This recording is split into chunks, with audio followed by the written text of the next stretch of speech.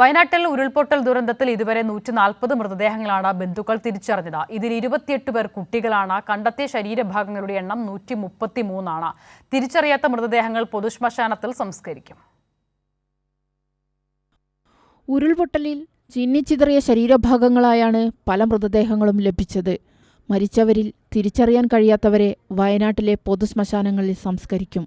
കൽപ്പറ്റ നഗരസഭ, വൈത്തിരി, മുട്ടിൽ, കണിയാമ്പറ്റ, പടിഞ്ഞാറത്തറ, തൊണ്ടർനാട്, ഇടവക, മുള്ളംകൊല്ലി എന്നീ ഗ്രാമപഞ്ചായത്തുകളിലാണ് സംസ്കാരം.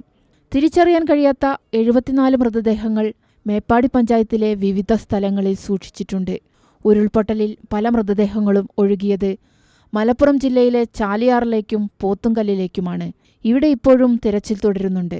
1000 പോലീസുകാരെ മലപ്പുറത്തേക്ക് മാത്രം നിർത്തിയിട്ടുണ്ട്. വയനാട്ടിൽ കാലവർഷക്കെടുതിയിൽ 9000-ഓളം പേർ ദുരിതാശ്വാസ ക്യാമ്പുകളിലുണ്ട്.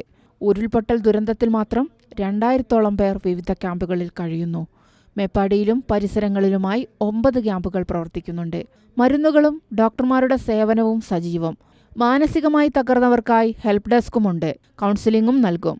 ജീവൻ ബാക്കിയായവരെ ഏതു വിധേനയും രക്ഷിച്ചെടുക്കാനുള്ള ശ്രമമാണ് നടക്കുന്നത്. News desk, Kairali news.